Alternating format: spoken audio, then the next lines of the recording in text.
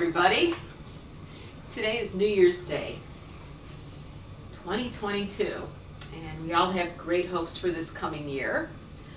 What I thought I'd share with you today is, first of all, what I often do on dreary winter days is I love to sit in front of the fire and read. And I found an old book not too long ago. My mother was moving, and it was one of my father's books he had.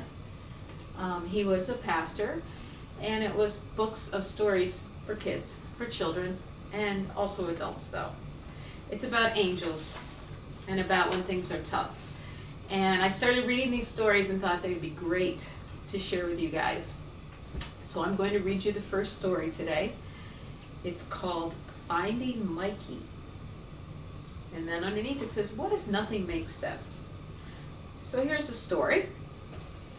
Gabriel, the chief teaching angel, found this note taped to his office door in heaven. Dear Gabe, I quit. I know I could never become a guardian angel because I get too upset about what I see on earth. I see way too many terrible things happen to good people. It just doesn't make any sense. How can I explain God's ways to people when I don't understand God's ways myself? It all seems so unfair. I just don't understand how God is running things on earth. So I quit. Find yourself another angel who understands things better than I do. Signed, Michael. In quotes, guardian angel in training. And P.S., everybody up here in heaven calls me Mikey.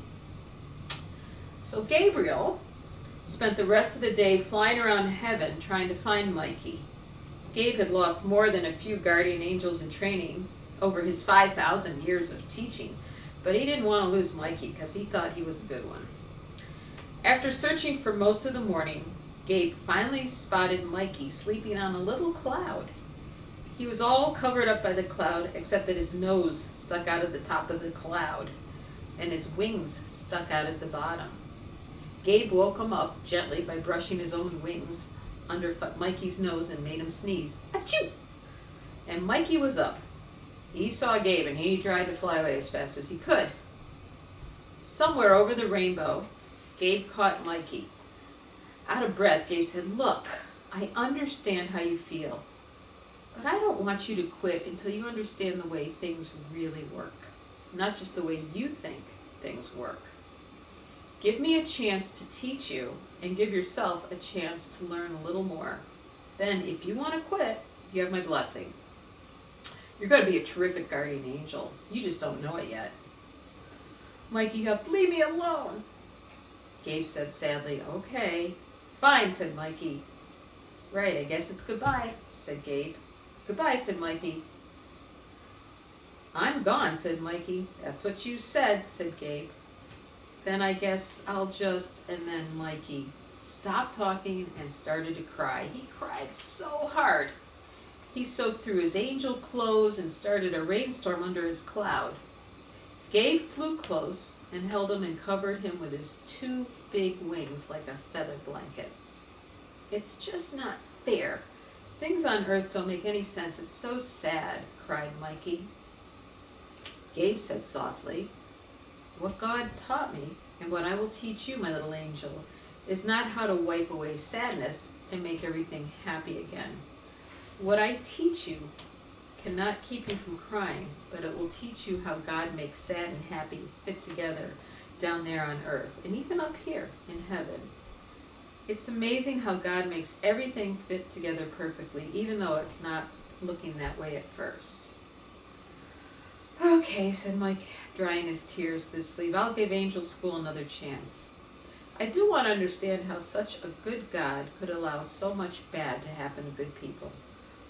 "Okay, I'll try again." "Good," said Gabe. "Come to my office tomorrow and I'll teach you your first earth lesson. And bring your skis." "Skis?" asked Mike. "Skis," said Gabe.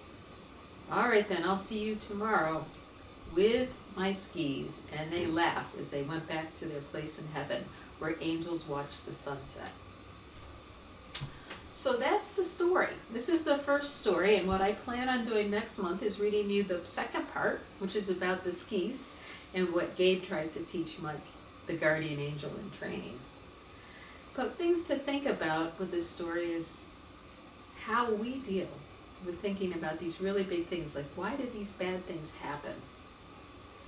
And Gabe, the message I'm getting in just this little tiny story we started with today is God will show us if we're open to letting God show us. Be patient. He'll tell us through angels, through other things.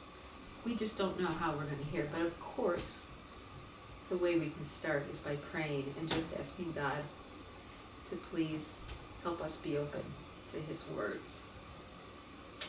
Another thing that the author of this story writes is Gabe can't tell Mikey the answers. Life doesn't work that way. The answers don't come through telling, they come through living.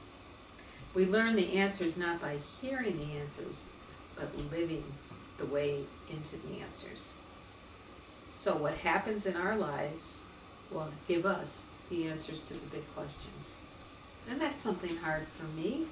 Sometimes I wish I could just pray to God and say, why did you make this bad thing happen? Somebody I love is hurt, and I'm learning now that I just need to let it go, ask God to help me through this time. And sometimes it takes a long time, but sometimes I do get answers. And other things, honestly, I'm still waiting on answers, but I can be patient. So, say a prayer to God about this. Dear God, thank you for being there for us.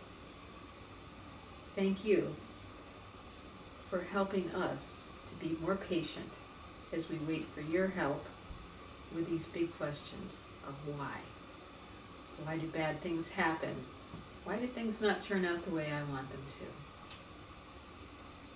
We will be patient, God, and we will wait for your words. Amen.